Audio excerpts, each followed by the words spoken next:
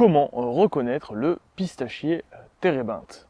Dans ce cours, je vais vous donner tous les éléments pour reconnaître très facilement cette espèce. Vous verrez, c'est une plante plutôt facile à reconnaître et difficile à confondre, bien que nous parlons quand même des éventuelles confusions à la fin de cette vidéo. Je pense notamment aux confusions avec le pistachier lentisque, une espèce qui peut de très loin lui ressembler, mais qui a tendance à pousser dans le même milieu. Mais déjà, comme à l'habitude, une petite présentation rapide de la plante. Premièrement, le pistachier térébinthe est un arbuste à feuilles caduques de la famille des Anacardiacées. Si vous préférez, c'est la famille du manguier, du sumac ou encore de la noix de cajou. D'ailleurs, le térébinthe produit lui aussi des pistaches comme son cousin le pistachier vrai, même si elles sont un peu moins intéressantes gustativement parlant. Et c'est aussi une plante qu'on va pouvoir utiliser pour produire de la térébenthine, d'où le nom pistachier térébinthe.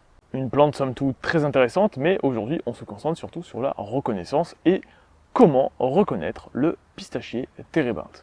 Alors déjà, les anacardiacées sont forcément soit des arbres, soit des arbustes. Une autre caractéristique de cette famille, c'est la sève soit résineuse, soit laiteuse et souvent toxique au toucher.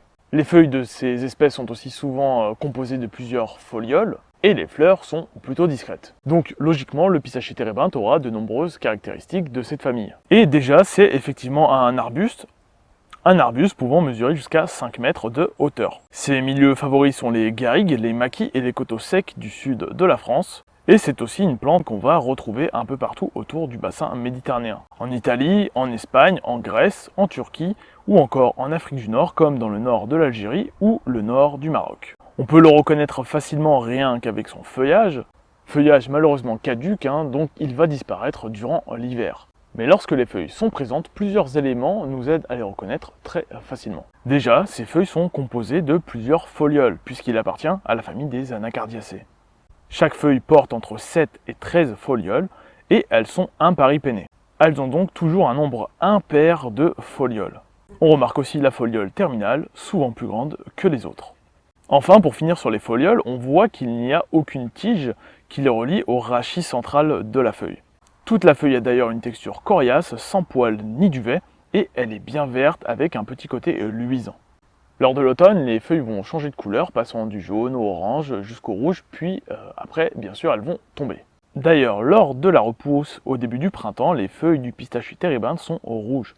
Mais passé ce délai assez rapide, elles redeviendront vertes, bien sûr. En plus de la texture et de la couleur, on voit aussi très bien les nervures de la feuille. Et comme vous le voyez sur ces images, ces nervures sont bien marquées. Un autre élément très important, ça va être l'odeur.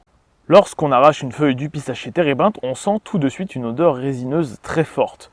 Presque pas naturelle, ça sent vraiment le produit chimique, mais je vous assure, c'est parfaitement naturel. On a aussi les fleurs du pistachier térébinthe qui permettent de le remarquer de loin. Je ne vais pas spécialement m'attarder sur le sujet car elles sont vraiment minuscules, mais rappelez-vous juste qu'elles forment une sorte de grosse grappe de panicules rouges très serrées. Et vous pourrez les observer d'avril à juin. Plus intéressant par contre, ce sont les fruits. Et d'ailleurs, les fruits du pistachier térébinthe sont des pistaches comme son cousin, le véritable pistachier. Elles sont plus petites et plus aigrelettes au niveau du goût, et ce sont des drupes ovoïdes un peu plus grosses qu'un petit pois. Elles ne mesurent qu'entre 5 à 7 mm et passent par plusieurs couleurs durant leur vie. Au début, elles seront blanchâtres, puis rosâtres, rougeâtres et puis brunes une fois lorsqu'elles arriveront à maturité.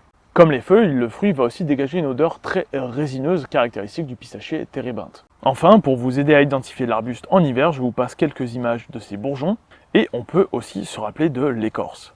En bonus, on peut aussi reconnaître le pistachier térébinthe grâce à ses galles. Ces galles sont en réalité des malformations suite à une attaque d'une punaise qui vient piquer le pistachier térébinthe. Et elles sont très caractéristiques avec leur forme de haricot, d'où le fait qu'elles soient intéressantes pour le reconnaître très facilement.